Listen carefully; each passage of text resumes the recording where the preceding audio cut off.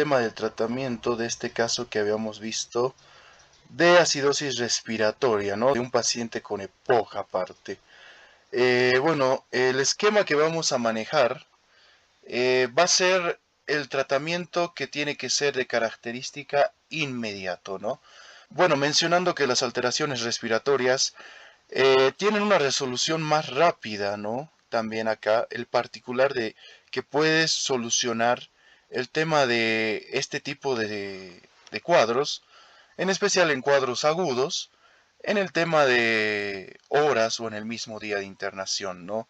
Y mejorar la sintomatología del paciente, cosa contraria al tema del tratamiento que habíamos visto, por ejemplo, en el caso de la acidosis metabólica, ¿no? En el cual requería mínimo 3 días, si se dan cuenta, y era más complejo y había mucho que hablar.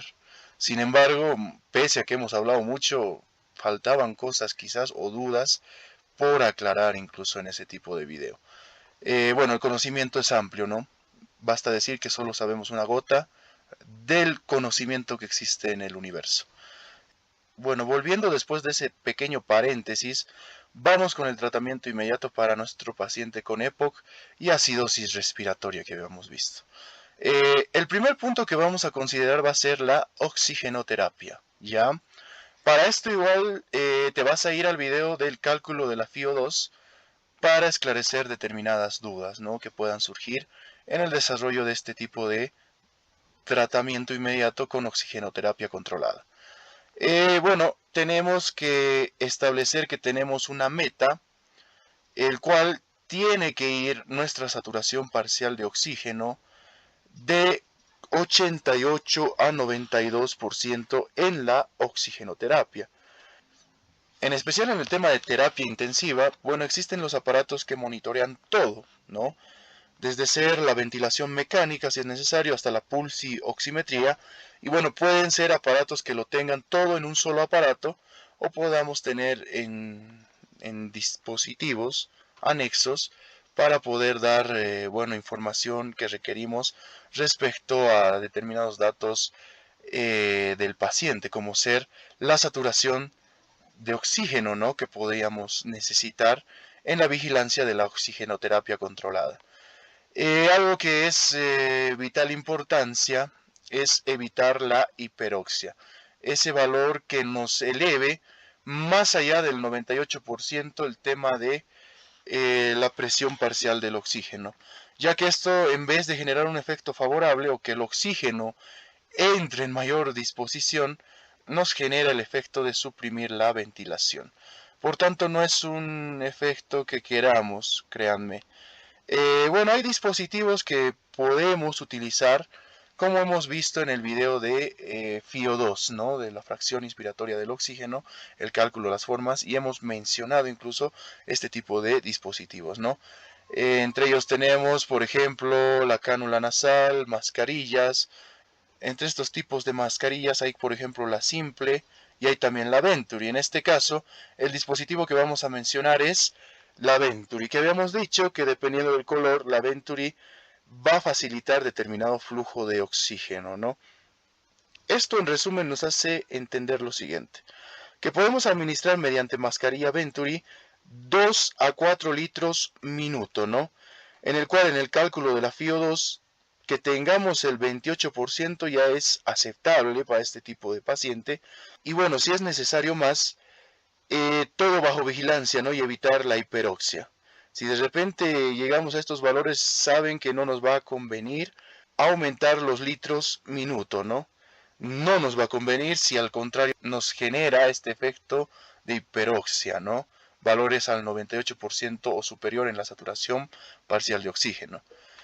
Bueno, en no poseer, digamos, mascarilla Venturi, podemos utilizar también la simple por si acaso, pero ya variando podemos utilizar el tema de la cánula nasal. En este caso, vamos a administrarlo a 1 a 2 litros minuto, ¿no? Que es diferente a lo que consideraríamos respecto a la mascarilla Venturi, por lo que habíamos mencionado en el video de cálculo del FiO2, ¿no? En el caso de administrar entonces por cánula nasal tendrá que ser de 1 a 2 litros minuto para el paciente. El objetivo de la oxigenoterapia, habíamos aclarado de que, bueno, sea la meta llegar a estos valores de saturación de oxígeno. Cabe mencionar que estamos hablando de un paciente ya que tiene el pulmón enfermo, esa es la cuestión. O sea que tampoco podemos esperar valores incluso que sean mayores a 92 y demás. A veces hay el caso, y bueno, se evidencia mediante que este tipo de pacientes no superan a veces el 90%. Sin embargo, que se mantengan arriba de 88 es un valor considerable, que bueno, sería una respuesta esperada para el paciente, ¿no?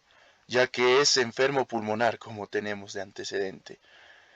Y bueno, si es que hay revisión de los síntomas, pues manejamos en un valor constante este tema de la FiO2 hasta que se estabilice el paciente y de repente, en vez de aumentarlo, irle quitando ya el tema del flujo de litros minuto, ¿no? Sin embargo, hay el percance de que no nos sirva el tema de la FiO2 que estamos administrando y los valores se mantengan bajo 88%, ¿no? Entonces, bajo esta consideración, sí podemos subir la FiO2 y podemos llegar hasta el 31%, eh, y tal vez con este tipo de valor no exista ese percance, ¿no? Hay que mencionar que estamos haciendo preferencia a la mascarilla Venturi. Con el tubo Venturi de color verde, podemos hacer la modificación de la FiO2 de 5 a 6 litros minuto, ya, llegando a un porcentaje de la FiO2 de 40 a 44, ¿no? por ciento. Entonces, de caso mantenerse estos niveles por debajo, habíamos visto que incluso estaba de 73 en nuestro paciente, un 73%, podemos ayudar mediante la modificación del tratamiento que habíamos mencionado en una instancia de inicio, y si no fuera ya una respuesta favorable la del paciente, incluso siguiera con la misma sintomatología, hacemos la modificación para poder manejar valores, bueno, desde el 31% hasta 40-44% para mejoría de este cuadro del paciente, ¿no? Bueno, en simple y llano, tenemos ese tipo de consideración en primera instancia respecto al tratamiento de acidosis respiratoria y EPOC de este paciente, ¿no? El segundo que vamos a mencionar va a ser la ventilación no invasiva, el BiPAP, que se lo entiende de la siguiente manera, ¿no? Tiene sus siglas en inglés, la verdad que, bueno, significan, ya traducido a nuestro idioma que es el español, la presión positiva bilevel en la vía aérea. Bilevel, ¿por qué? Porque tiene dos niveles. Podríamos esclarecer eso tal vez en la traducción, que hay dos niveles en el cual vamos a administrar esta presión positiva. Una va a ser denotada igual por sus siglas en inglés en la inspiración denotando la I y otra en la expiración. Bueno, hace referencia esta BiPAP, el tema de B, a los dos niveles que tendríamos dentro de la presión positiva.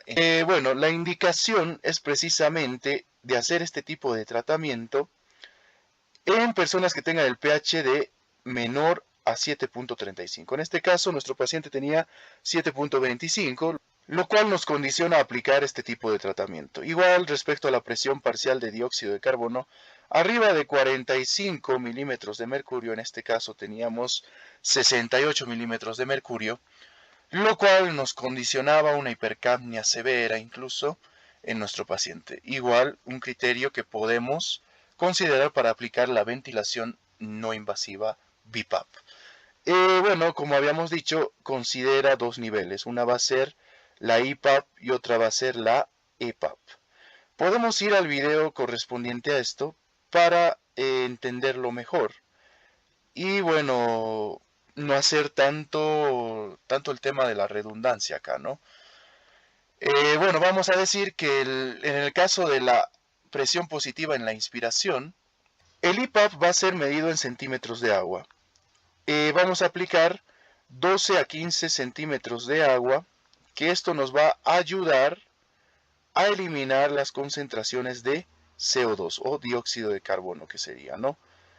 Es principalmente el IPAP el que ayuda a eliminar este compuesto que es el dióxido de carbono, que en un enfermo respiratorio, bueno, nos está generando la hipercapnia y también favoreciendo a la hipoxemia.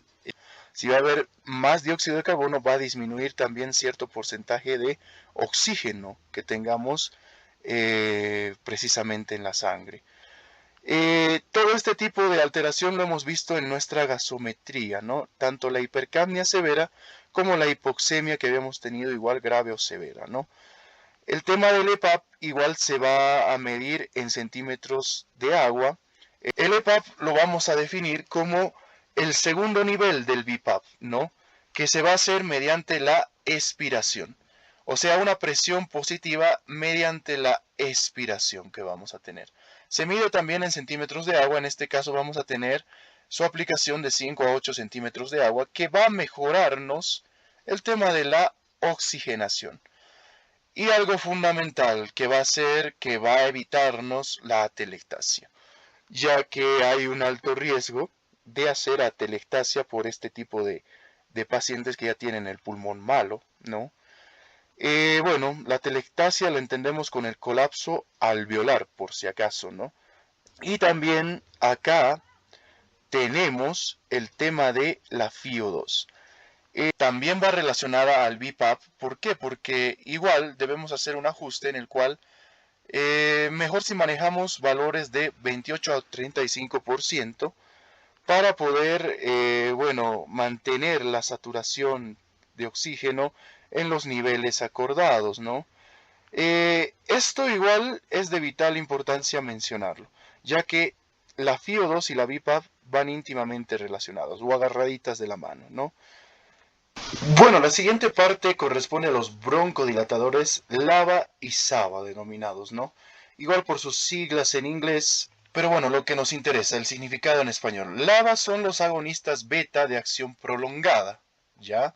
Prolongada hace referencia a lo long, igual, prolongada en inglés, prolongada en español, ¿no?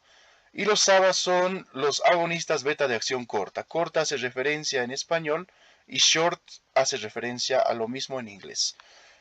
Dentro de los LABA, los agonistas beta de acción prolongada, se llaman así, y ya habíamos esclarecido porque tienen una duración prolongada.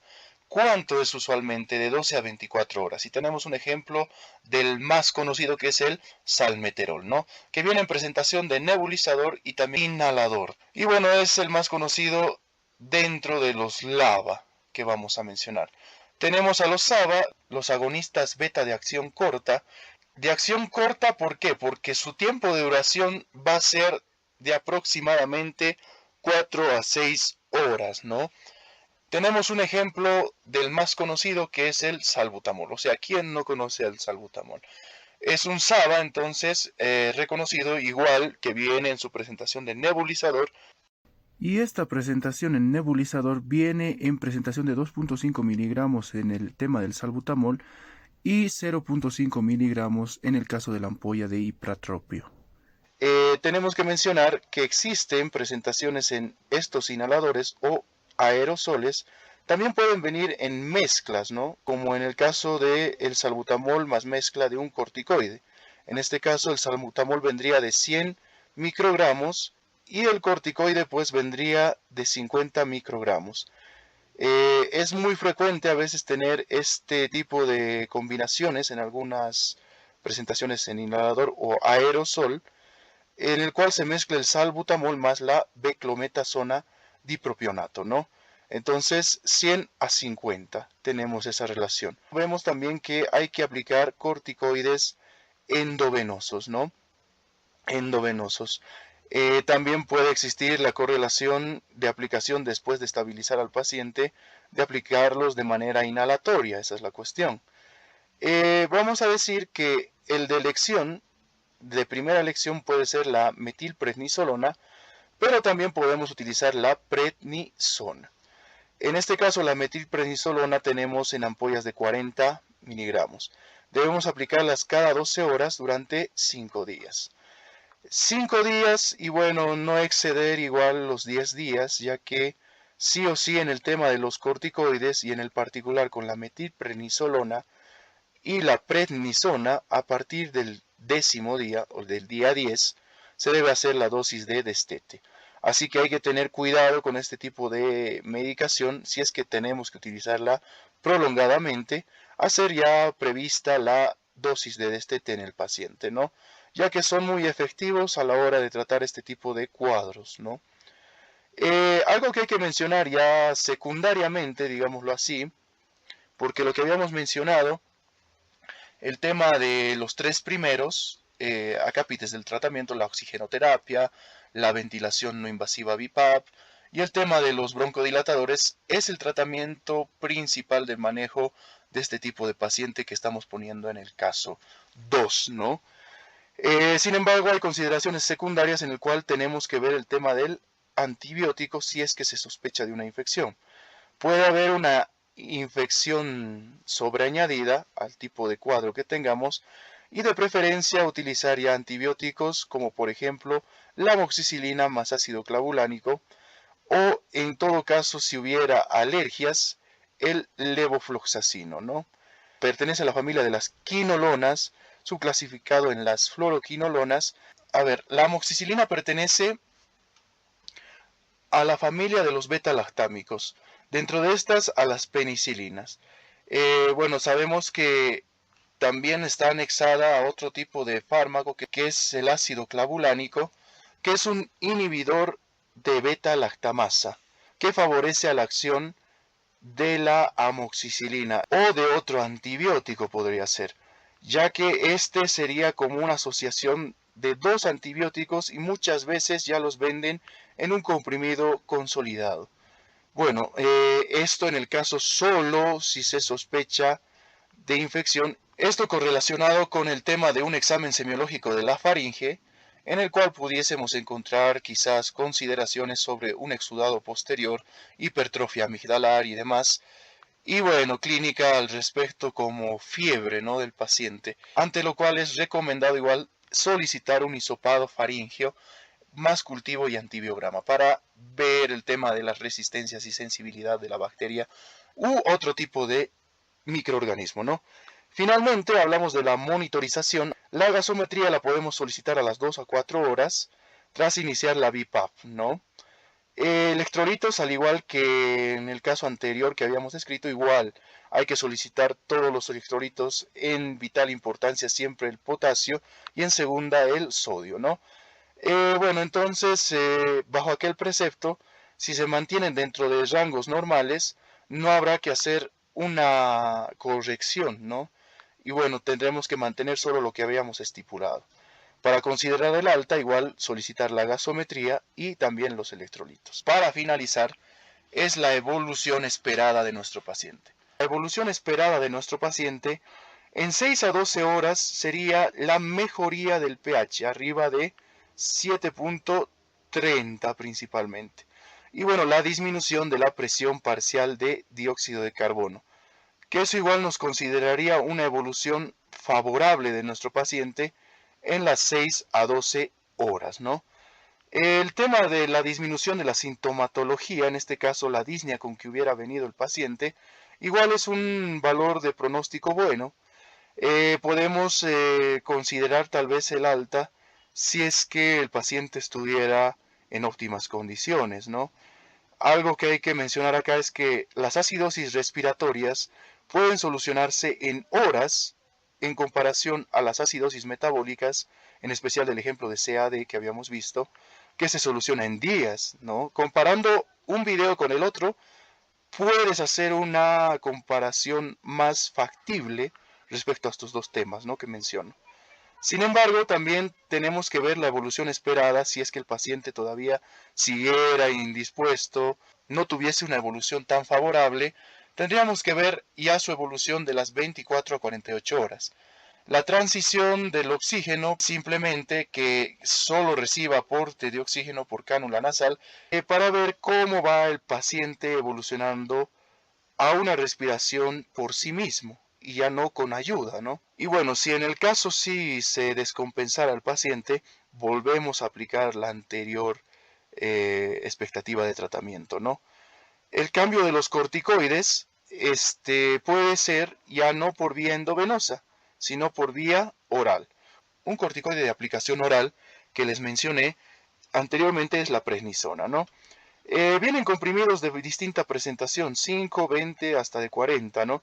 Si en el caso en tu país no vendieran el de 40 miligramos, bueno, podrías aplicar el de 20, quizás distribuida en dos dosis, una en la mañana y una en la noche, ¿no? O dosis única solo en la mañana.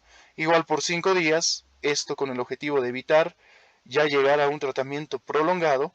Igual recalcar, ¿no? Que si requerimos los corticoides más de 5 días, en especial más de 10 días, ya es indicación para iniciar el destete de este tipo de fármaco.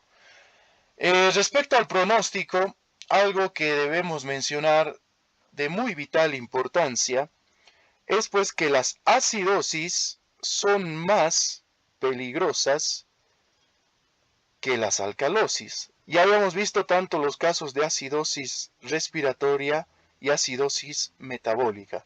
Entonces, este tipo de cuadros son los más peligrosos que existen dentro de las alteraciones ácido-base. Las alcalosis no nos generan tanta complicación. Incluso ustedes se van a dar cuenta en los siguientes videos que van a ver próximos a este. En especial tenemos que mencionar las que tengan la brecha aniónica elevada, que nos pueden terminar en un fallo multiorgánico por shock. Entonces, en especial, la que habíamos visto, del ejemplo del caso 1 de la acidosis metabólica y cetoacidosis diabética, pues está dentro de las más peligrosas, ¿no? Entonces hubiéramos finalizado con esto el tema de la acidosis respiratoria y las acidosis en sí.